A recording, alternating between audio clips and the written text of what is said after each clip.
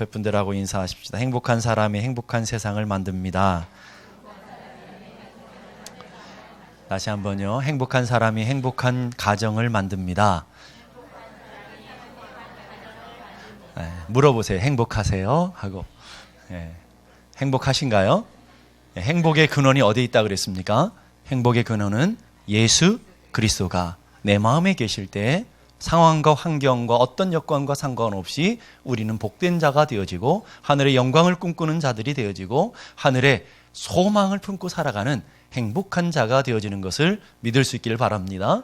하나님 안에서 주어진 행복은 이 땅의 것이 많아지고 이 땅의 것을 누려진다고 주어지는 것이 결코 아니라 이 안에 하늘의 소망으로 차여 있고 하늘의 영광으로 채워져 있는 사람들만이 누릴 수 있는 그 크고 알 수도 줄 수도 없는 그 은혜, 그 영광이 오늘 행복이라고 하는 거예요. 예수님 당시 예수님을 따르는 사람들을 두 부류로 나누고 있습니다. 오늘 말씀 2절 3절 다 같이 보십시다. 시작. 큰 무리가 따르니 이는 병자들에게 행하시는 표적을 보았음이로라. 예수께서 산에 오르사 제자들과 함께 거기 앉으시니 두 단어가 있어요. 하나는 무리 앞에는 한 단어가 늘 따라다녀요. 큰 무리, 많은 사람들, 허다한 사람들, 이런 단어들이 항상 따라다녀요. 무슨 말이냐면 무리는 누구나 다 속할 수 있다는 거예요. 누구나 무리 속에 살아갈 수 있다는 걸 얘기하고요. 또 한 종류의 단어가 제자들이라는 단어예요. 제자, 무리와 제자라는 걸로 분명하게 나누고 있는 것을 보게 됩니다. 표면적으로는 전혀 구별이 안 돼요. 표면적으로 모여 있으면 이 사람이 무리인지 이 사람이 제자인지 전혀 알 수가 없죠. 그러나 실제적으로는 하나님은 두 부류로 나누고 있다라는 거예요. 교회도 마찬가지죠. 교회에 이렇게 앉아 있으면 누가 진짜인지 누가 가짜인지 우리가 어떻게 알아요? 여러분은 알 수 있나요? 그런 탁월한 능력이 있는 분이 있다고 하는데 그건 뻥이에요. 이건 그럴 수가 없어요. 어떻게 겉을 보고 사람을 알아요? 사람을 대해보니까 아는 거죠. 대하고 하나님이 은혜 안에서 알아가는 거지. 그래서 무리와 제자가 있고요. 알곡과 가라지가 있고요. 양과 염소가 있고요. 영에 속한 사람과 육에 속한 사람. 이렇게 성경은 딱 두 종류로만 나눠요. 회색 지대는 없어요. 나는 교회 와서는 양이었다가 집에 가서는 염소다. 이런 건 없다라는 거예요. 언제나 딱 똑같다라는 거죠. 교회 와서는 영적인 사람인데 집에만 가면 마귀에 속한 사람이다. 이런 건 없다라는 거예요. 언제나 하나님께서는 어느 편에 설진지, 여러분들도 마찬가지예요. 여러분이 어느 편에 있는지, 어느 편에 설 건지를 정확하게 여러분이 구별해 가셔 살아야 여러분의 정체성이 혼동이 생겨지지 않는 거죠. 제자와 무리의 기준은 어디에 기준점을 두고 주님이 구별하시는 걸까요? 따라가는 공통점들은 다 따라요. 뭐 이 모양 저 모양으로 다 따라다니잖아요. 무리도 따라다니고 제자들도 따라다녀요. 그런데 그 분기점이 뭐냐면 목적이 다르다라는 거예요. 무리는요. 오늘 보니까 2절 큰 무리가 따르니 이는 병자들에게 행하시는 표적을 보았습니다. 병자들의 행하시는 기적이 뭐예요? 안진병이 일어나고 눈먼 자가 보게 되고 귀머거리가 듣게 되고 문둥병이 치료되어지고 죽은 자가 살아나는 놀라운 사람이 할 수 없는 놀라운 일들을 보고 그 기적을 보고 혹시 나도 그 기적 가운데 참여할 수 있지 않을까 하는 기대를 하고 허다한 무리들이 따라가게 된다 하는 얘기를 하고 있고요. 요한복음 6장 26절 우리 함께 다 같이 한번 읽어봅시다. 시작. 너희가 나를 찾는 것은 표적을 본 까닭이 아니요 떡을 먹고 배부른 까닭이로다. 예수님이 이 허다한 무리들을 보면서 얘기하시는 말씀이에요. 너희가 지금 나를 따라온 것은 나를 쫓아온 것은 표적이라는 헬라어가 세메이온이라는 단어는 사인이라는 말이에요. 그러니까 예수님이 표적을 하는 이유가 뭐예요? 내가 예수다. 내가 메시아다. 내가 너희들이 기다리는 하나님의 아들이다. 라는 걸 보여주기 위해서 안진병을 일으키고 눈먼 자를 보게 하고 이런 일들을 행하셨는데 그 사람들은 그 표적에는 관심이 없는 거예요. 기적에만 관심이 있는 거예요. 안진병이 일어난 거기에만 관심이 있는 거예요. 내 문제가 해결된 데만 관심이 있는 거예요. 그러면서 너희들이 진짜 따르는 이유는 떡을 먹고 배부른 까닭이다. 떡과 배부름. 이건 뭐예요? 인간이 갖고 있는 가장 기초적인 본능이 만족되어지고 세상의 것들이 채워지니까 그래서 나를 따라오는구나 라고 얘기하는 거예요. 따라오는 목적이 몇 가지를 추려보면 떡, 배부름, 문제 해결, 기도 응답받는 것, 현세 욕구의 만족을 누리는 것, 다 현세적인, 육적인 이런 것에 관심을 갖고 쫓아가고 그것을 갈망하는 사람들, 그 사람들을 무리라고 한다는 거예요. 물론 우리가 교회에 오면 우리의 마음에 평안함을 누리기도 하고요. 또 기도했더니 문제가 해결되기도 하고요. 기도했더니 병이 낫기도 하고, 이걸 부인하는 것이 아니에요. 근데 그게 목적이라는 거예요. 오늘 우리가 하나님 앞에 나오는 목적이 뭐예요? 여러분, 목적이 무엇이죠? 하나님을 만나기 위해서 예수 그리스도를 알고 그분을 믿어 그분이 주시고자 하시는, 정말 하나님의 자녀들에게 주시고자 하시는, 진짜 주님이 주시고자 하시는 게 뭘까요? 이 땅에 잠시 질병이 낫는 거예요? 이 땅에 잠시 돈이 많아지는 거예요? 이 세상에 잠시 여러분의 사업이 잘 되는 거예요? 주님의 목적이 아니에요, 여러분. 우리 주님이 여러분에게 주시고자 하시는 것은 잠시 있다 사라지는, 잠시 있다 불타버리는, 잠시 있다 없어지는 그런 게 아니고 영원한 걸 주고 싶어요. 이 땅에서부터 영혼과 연결되어 있는 영원한 것. 그게 뭐예요? 영생 말이에요. 그리고 그 영생 속에 포함되어 있는 하나님 그분. 하나님 그분을 여러분에게 주고 싶은 거예요. 그럼 오늘 여러분들이 정말 그분을 사모하고 그분을 간절히 기다리고 주님 앞에 나와서 예배 자리에 주일에 나와서 여러분이 앉아있고 있는 목적, 여러분이 기도하는 목적이 뭐냐라는 거예요. 정말 그분이 알고 싶고 그분을 만나고 싶고 그분과 영적인 깊은 교제를 가고서 이 땅의 것이 아닌 하늘의 것으로 만족하고, 이 땅에 주어지는 어떤 조건들이 아니라 하늘의 영광, 하늘의 영광 차고도 넘쳐 이 찬양이 불려지는 그 은혜. 오늘 평화로다. 어디서부터 내려온다고요? 하늘 위에서부터 내려오는 그 평강이 무엇인지를 맛보고, 하나님 자녀들이 누리는 평강, 하나님 자녀들이 누리는 그 영광, 하나님의 자녀들이 누리는 그 하늘의 신령한 복, 하나님의 자녀들만 알 수 있는 그 영적인 일들을 누리기를 원하셔. 그거는 관심이 없다라는 거예요. 그 제 얘기가 아니고요. 요한복음 5장 40절 말씀 보십시다. 다 같이 시작. 그러나 너희가 영생을 얻기 위하여 내게 오기를 원하지 아니하는도다. 주님이 보시면서 안타깝게 하시는 거예요. 누구에게요? 지금 허다한 무리들, 인산인해를 이루어서 도무지 발 디딜 자리도 없는 그 수많은 허단, 사람에 깔려 죽을 만큼 허다한 무리들이 쫓아다니잖아요. 그들을 보면서 너희들이 찾는 목적이 떡 때문에 그렇구나. 너희들이 찾는 목적이 병 낫기 위해서 오는구나. 너희들이 찾는 목적이 너희 인생의 문제 해결하기 오는구나. 가정이 어려워서 가정의 문제 해결하기 위해 오는구나.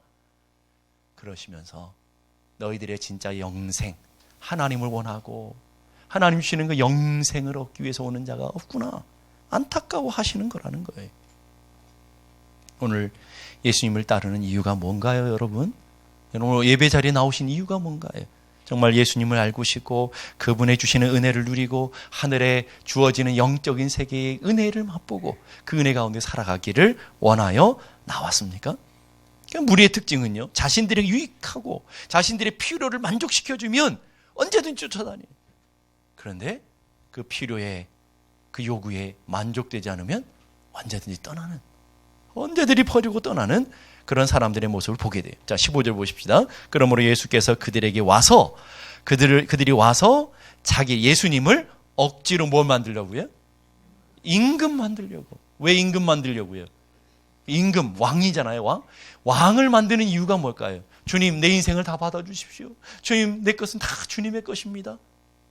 나는 주님의 뜻대로 살기 원했습니다. 주님이 내 인생의 참 주인이고 왕입니다. 이걸까요? 아니요. 주님 왕 삼아 놓으면 아주 횡재하거든요. 내가 일 안 해도 놀고 먹고 살 수 있을 것 같아요. 떡을 그렇게 오병이어로 막 떡을 퍼대시니 얼마나 좋아요. 바로 예수가 로또야, 로또. 그분만 있으면 내 인생의 모든 떡의 문제가 해결돼. 일하겠어요? 일하지 않게. 저분을 우리의 인생의 왕으로 모시면 우리나라가 부국 강병을 이루고 우리 가정이 부자가 되고 우리 인생의 문제들이 다 해결되어지고, 그래서 억지로 임금 삼으려고 했다라는 거예요. 그랬던 그 무리들이 복음서의 마지막 가면 그때 그 무리들이 뭘 했어요? 예수님 십자가 못 박았다고요. 못 박아라, 못 박아라. 왜 못 박아라 그랬을까요? 그들이 원하는 것을 주지 않으니까. 그들이 원하는 걸 채워주지 않고 또 다른 세계 영적인 이야기들을 하니까 사람들이 다 떠나는 거예요. 다 떠나는 것으로 끝나지 않고 배신감을 느끼는 거예요. 그리고는 예수님을 십자가에 못 박아라, 죽이는 거예요. 현대는 그런 일이 없을까요? 교회에 여러분들이 오셔가지고 여러분의 인생의 문제를 놓고 하나님 앞에 기도해서 문제의 응답을 받으면 교회를 떠나더라고요. 신기하고 오모한 현상이에요. 내 인생의 문제 때문에 기도했어요. 많은 분들이 기도했다고요. 기도 응답 받았으면 어떻게 했어요? 아, 역시 하나님 살아계시구나. 하나님 우리 사랑하시는구나. 우리와 함께 계시는구나. 우리가 더 주님을 알아야 되고 더 주님을 사랑해야 되겠구나. 이래야 정상 아닙니까? 근데 문제가 해결됐더니 뒤도 안 보라 떠나더라고요. 언제 그랬느냐? 이게 첫 번째. 두 번째 와서 그렇게 기도하고 주님 내가 주님 위해 헌신합니다. 충성합니다. 그런데 내 욕망이 이루어지지 않으면 주님께 삐져서 또 나가더라고요. 하나님께 삐져요. 하나님께 섭섭병이 걸려요. 어떻게 나한테만 이럴 수 있습니까? 저 인간은 저렇게 주일도 잘 안 지키는데 저렇게 부자 되어주고, 저 인간은 저렇게 믿음도 없는데 저렇게 건강하고, 저 집은 저렇게 잘 되고 그러는데 왜 나는 이렇게 충성하는데 하나님 너무하시는 거 아닙니까? 하고 하나님 앞 삐져요. 여러분은 어느 편인가요? 여러분, 이게 무리예요.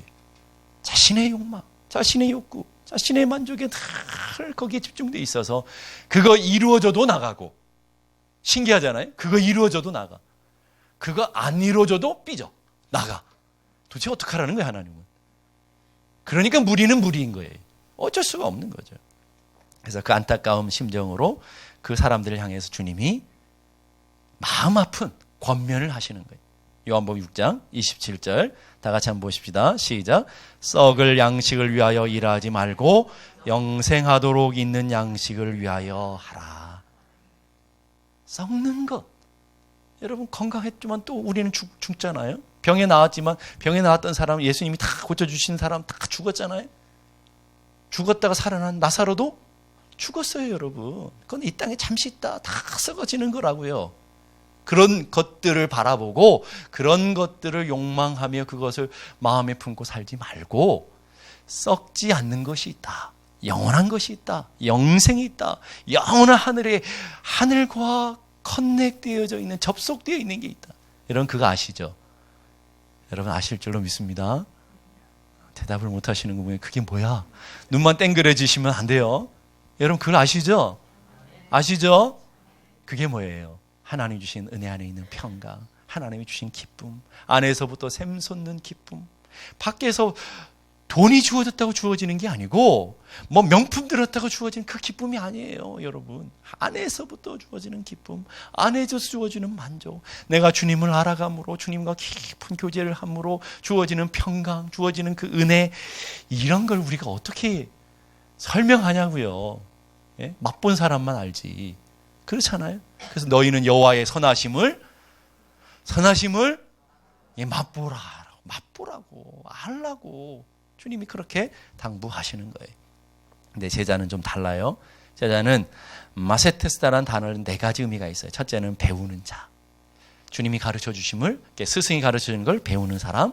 두 번째는 배우는 단계에서 끝나지 않고 지속적으로 훈련하는 사람.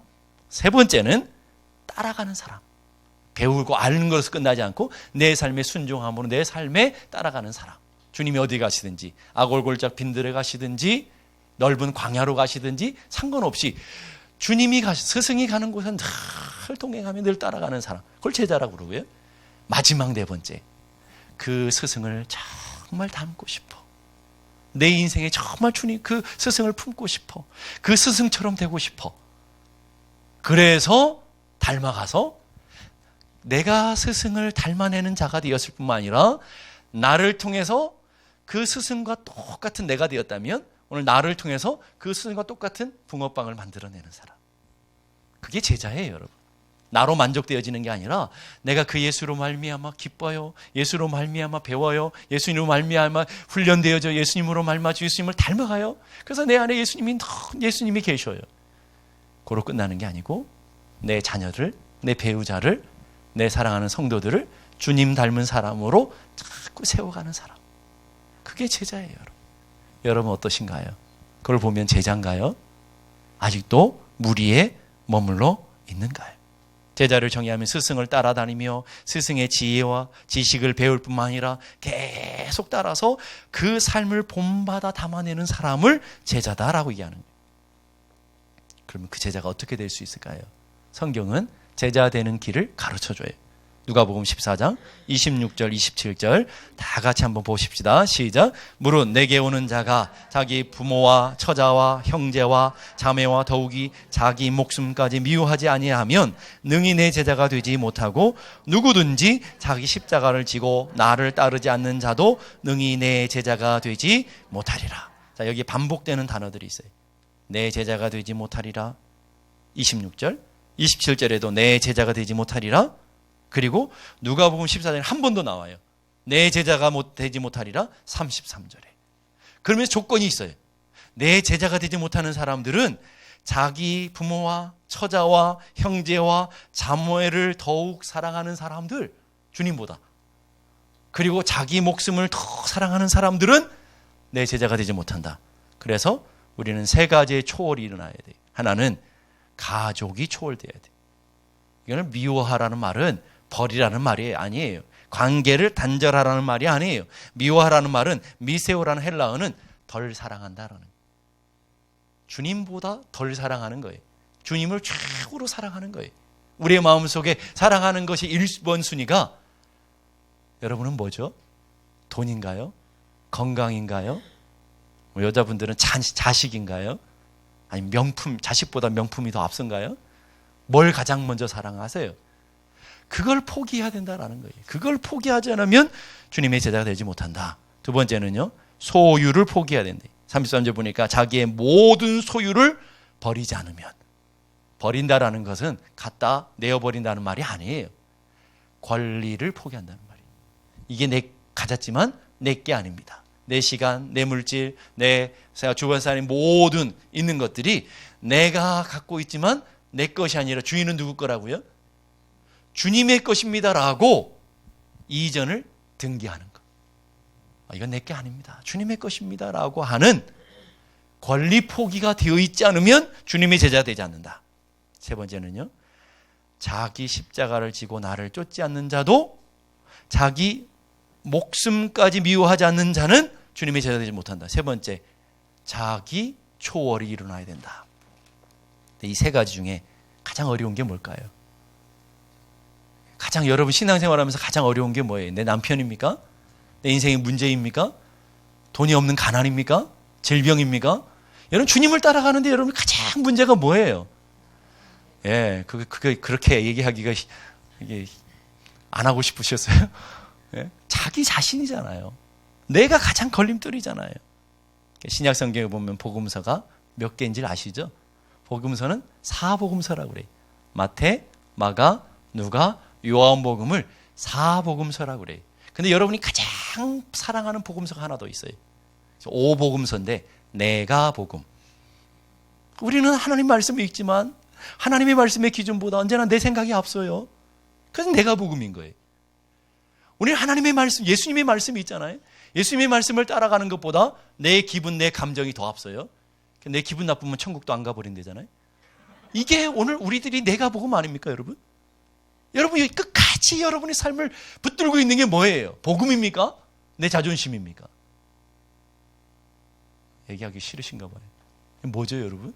솔직하게 가면 내 자존심이 더 앞서고 내 감정이 더 앞서고 내 이익이 더 앞서고 내 갖고 있는 내 삶의 자리들이 더 앞서는 거 아니겠어요?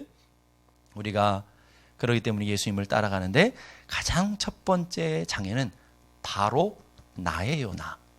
바로 나를 다른 말로 요나예요. 요나. 불순종한 그 요나가 요나예요. 하나님을 거역하는 그 요나가 이 요나예요.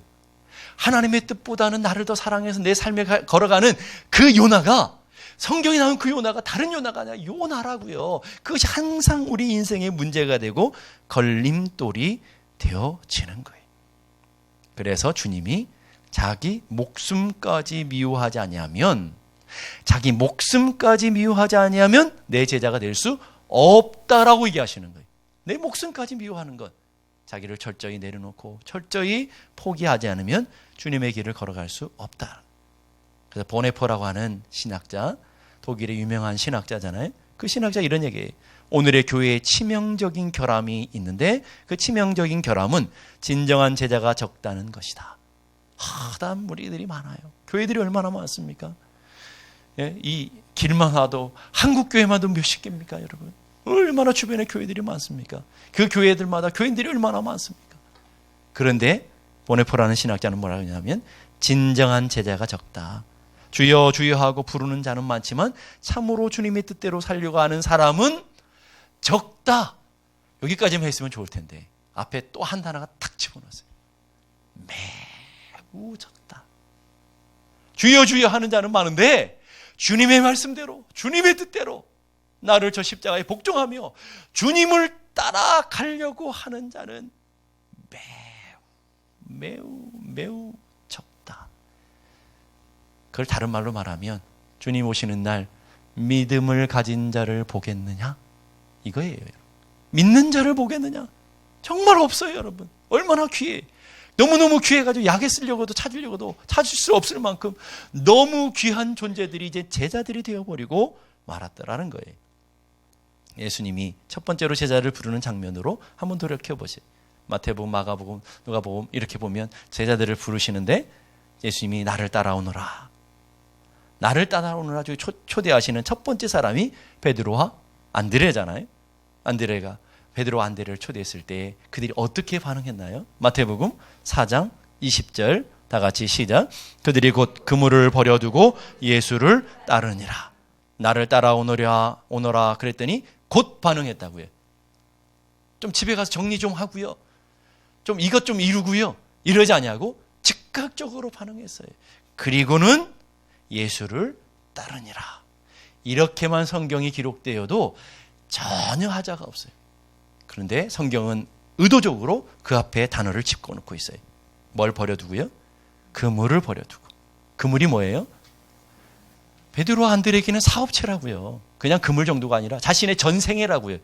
그물과 함께 살았고 그물과 함께 인생이 자랐고 그물과 함께 부요함을 누렸고 그물과 함께 내 가정이 이루어져 그물과 함께 모든 삶의 자리가 다 이루어졌어요. 주님이 나를 따르라 그랬더니 내가 사랑하고 내가 의지하고 내가 붙잡았던 것들을 과감하게 내려놓고 주님을 따랐다. 그게 제자다라고 설명하려고 하는 거예요. 조금 더 가니까 요한과 야고보를 주님이 부르시죠. 똑같이 나를 따라오너라. 그랬을 때 요한과 야고보의 반응을 보십시다. 마태복음 4장 22절 다 같이 시작. 그들이 곧 배와 아버지를 버려두고 예수를 따르니라. 자, 여기도 곧 예수를 따르니라. 이래도 전혀 문제가 없어요. 뭐 설명 안 해도 버렸으니까 갔겠지. 당연한 거 아닙니까? 그런데 성경은 왜 굳이 앞에는 그물을 버려두고 얘기하고 그 다음에 똑같은 몇 절 더 가서는 배와 아버지를 버려두고 라고 설명하고 있을까요, 여러분? 제자의 길은요, 이렇게 내가 사랑하고 내가 의지하고 내가 자랑했던 것들을 포기하지 않으면 결코 갈 수 없는 길이 제자의 길이라는 것을 우리에게 얘기해 주고 있어요. 무리해서 다 제자는 되고 싶으신 소망은 있는 거죠. 예. 무리보다는 제자가 좋은 건 아시죠? 예. 예. 그리고 아시고 그러면 무리보다는 제자가 더 되고 싶으신 거죠. 아니, 그런 소망까지 없을까 봐 지금 제가 무슨 설교하고 있지? 제가 그런 생각이 좀 가끔 이게 들어서 그런 거죠. 제자 우리가 돼야 되는 거죠. 그러면 무리에서 제자로 가는 길이 어떤 길일까요? 예수님 가르쳐준 길이 있죠. 그 무리에게 말씀하셔요. 허다한 무리들에게 제자의 길로 초청하시면서 주신 말씀이 있어서 그래요. 누가복음 9장 23절 다 같이 읽어보십시다. 시작. 또 무리에게 이르시되 아무든지 나를 따라오려거든 자기를 부인하고 날마다 제 십자가를 지고 나를 따를 것이니라. 허다한 군중이 있어요. 허다한 무리가 있어요. 그 무리를 다 초대하셔요. 나를 따라오라. 다 올 수 있다. 가난한 사람도 부자도 못생긴 사람도 잘생긴 사람도 키 큰 사람도 작은 사람도 아무 조건 없이 다 초대하셔요. 다 올 수 있어요. 그러니까 우리가 왔겠죠. 그 조건을 따졌으면 우리가 어떻게 왔겠어요?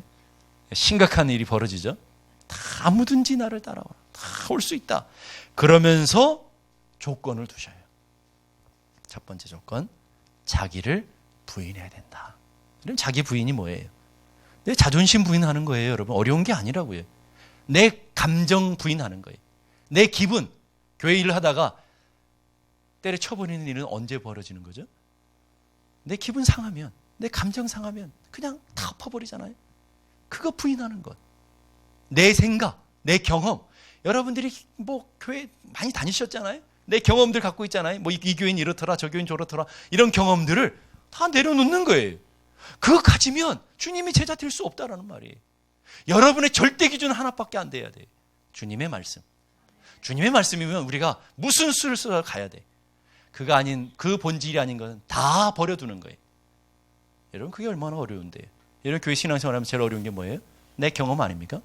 뭐 옛날에 이랬는데 이런 경험들. 내 자존심 아닙니까? 내 기분 아닙니까?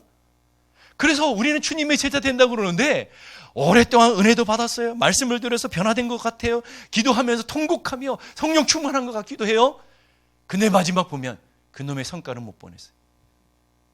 그놈의 성질머리는 언제 바뀔 거냐고요. 그러면서 하시는 말씀들이 있어요. 목사님, 아무리 은혜 받아도요, 사람은 안 변하는 거예요. 아, 그럼 왜 예수 믿어요, 여러분? 사람이 안 변하는 예수를 왜 믿냐고요, 여러분? 그런 예수 믿지 마세요, 여러분. 변해요. 변해야 돼요. 성질도 변하고, 자존심도 변하고, 여러분의 인품도 변하고, 성깔도 변하고, 여러분의 생각도 변하고, 다 변해야 된다고요. 그걸 우리는 거듭남이라고 합니다. 내 생각이 아니고 패러다임 시프트가 돼야 돼요. 패러다임이요. 여러분의 생각이 바뀌어야 돼요. 여러분의 감정대로 살면 안 돼요. 여러분의 기분대로 살면 안 돼요. 여러분 하나님 믿으면서 자존심 고집하면 안 돼요. 하나님 앞에 다 내려놓아야 믿음의 길을 걸어갈 수 있는 거예요. 그래서 종교개혁자 마틴 루터가 이렇게 말해요. 십자가를 지는 것은 내가 과연 참 제자인지 혹은 떡덩어리나 물고기를 얻어먹으려 다니는지 그것을 분별하는 시금석이다. 제자와 무리의 구별은 뭔지 아세요? 십자가를 지고 가느냐 안 가느냐. 십자가 지고 있으면 제자예요. 주님이 맡겨준 여러분의 십자가 있잖아요. 여러분이 날마다 나를 쳐서 십자가 앞에 복종한다면서요. 그 십자가를 지고 있으면 여러분 제자가 맞아요. 그러나 여러분이 70년 예수를 믿고 여러분이 권사고 장로고 목사고 아무 조건, 세상의 조건 다 들이대도 여러분이 십자가를 지기를 거부하고 있다면 제자가 아닙니다, 여러분. 자기 부인이 되어 있지 않으면 아예 출발도 못했어요. 주님이 첫 조건이 뭐라고 그랬어요? 자기 부인이 제자의 첫 발자국이다. 그러니까 내가 부인되지 않고 교회까지 와가지고 내 이익 따지고 내 자존심 따지고 내 감정 따지고 내 기분 따지고 이걸 잊고 있으면 제자의 첫 발자국도 못 갔다라니까, 여러분. 나 혼자 착각하는 거지. 난 주님의 제자야 라고 착각하는 거지. 그건 첫 발짝도 못 갔어요, 여러분. 그래서 주님이 아무든지 나를 따라오려거든 자기가 부인되어야 된다. 그 자기 속에는 여러분의 성깔도 있어요. 제발 좀 죽으세요. 배우자에게 화난다고 승질대로 살지 마시고, 성도들에게 화난다고 승질대로 사지 마시고 죽으시라고요. 죽어요. 죽은 것은 말이 없어요. 아무리 찔러대도 죽은 건 말이 없다니까요. 찔르면 찔를수록 내가 자꾸 올라오면 아시면 돼. 아직도 나는 죽은 척만 하고 있구나. 진짜 죽은 게 아니구나. 이렇게 아시면 돼요. 마태복음 13장에 보면, 마태복음 13장은 천국 비유장이죠. 여러분 잘 아시는 천국 비유장에 보면 여기에 놀라운 비유가 두 가지가 있어요. 보물을 발견한 농부 이야기, 좋은 진주를 발견한 상인의 이야기. 근데 그 두 가지의 비유는 공통점이 있어요. 놀라운 것을 발견했어요. 그리고 농부와 상인은 똑같이 행동을 해요. 가서 모든 것이에요. 모든 것. 어떤 것이 아니라 자신의 모든 것들을 다 정리해서 그거 하나를 샀다. 이게 하나님 나라다. 이게 바로 믿음의 길이다. 이걸 설명해 주는. 자, 그 보물은 뭐죠? 여러분의 인생에? 예수 그리스도예요. 맞습니까? 여러분의 인생의 보물은 예수 그리스도밖에 없어요. 그 예수 그리스도를 발견했어요. 여러분 발견한 줄로 믿습니다. 그리고는 그 예수 그리스도를 중심으로 내 삶의 사방으로 우겨싸 있는 모든 것들을 보니까 하나도 가치들이 없는 거예요. 그래, 다 정리한 거예요. 뭘 얻기 위해서? 주님 한 분을 얻기 위해서. 이게 믿음이다. 이게 하나님 나라다고 우리에게 얘기해 주고 있어요. 그게 여러분 오늘 우리의 삶의 믿음의 긴 줄로 믿을 수 있기를 바랍니다. 여러분 예수님을 알고 예수님을 발견했다면 그 예수보다 더 중요한 거 없어요. 예수보다 더 소중한 게 없다고요. 예수보다 더 귀한 거 없어요. 여러분 찬양하시잖아요. 주 예수보다 더 귀한 것 없네. 찬양만 해. 돈이 더 귀해. 건강이 더 귀해. 내가 더 귀해. 이러고 있으면 언제 제자의 길을 걸어가겠냐 이거죠. 후안 카를로스 목사님이 쓴 제자입니까? 라는 유명한 책이 있어요. 이거 역시도 여러분들이 신앙생활하면 꼭 한 번은 읽어봐야 될 필독서 중에 필독서죠. 여러분에게 제자입니까? 라고 여러분 물으시는 거예요. 거기에 보면 이 진주 발견한 이야기가, 진주 얘기가 나와요. 이 진주를 사고 싶습니다. 가격이 얼마입니까? 이 진주 말입니까? 그럼 굉장히 비쌉니다. 상인이 말했어요. 얼마나 비싼데요? 굉장히 비쌉니다. 제가 이 진주를 살 수 있다고 생각하십니까? 물론입니다. 누구나 살 수 있습니다. 하지만 굉장히 비싸다고 하지 않았습니까? 그랬지요. 도대체 얼마입니까? 당신의 소유한 것 모두를 내십시오. 당신의 소유한 것 전부를 내십시오. 당신 얼마 갖고 있습니까? 은행에 10,000불? 그리고 더는 없습니까? 주머니에 쥐었더니 100불?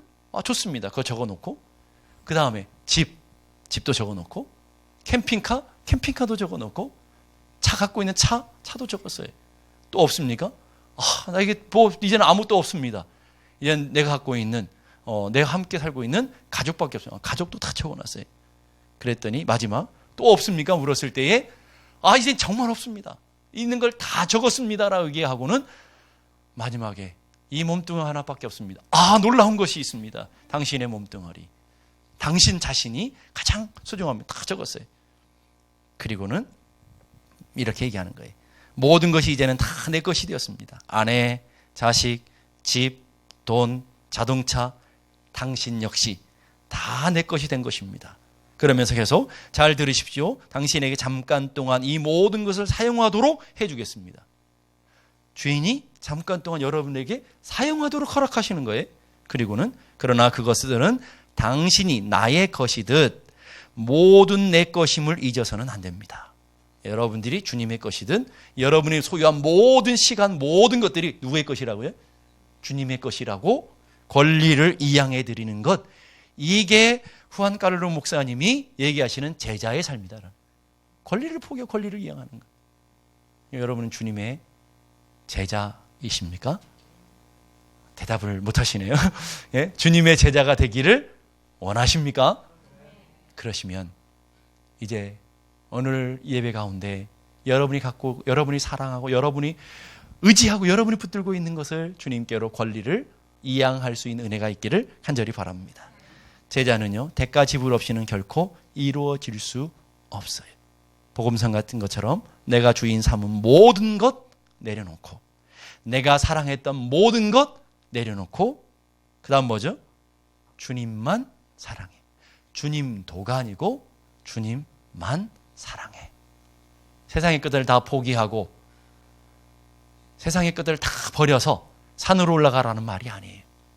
권리를 주님께, 내가 갖고 있지만 권리를 주님께 이양하고 주님이 원하시는 삶, 주님 기뻐하시는 삶으로 살아가는 삶, 그것이 제자의 삶이다. 그런 기준에 따르면 여러분은 어떠한 삶을 살고 있느냐? 제자의 삶을 살고 있습니까? 아니면 무리의 삶을 살고 있습니까? 좀 한 걸음 더 나가서 질문하면, 여러분의 삶이 제자의 삶이 되기를 원하십니까? 아니면 무리로 계속 남기를 원하십니까? 여러분들이 스스로에게 질문하시고 스스로에게 답을 찾아가는 은혜가 있기를 주님의 이름으로 축복합니다. 다 같이 일어나셔서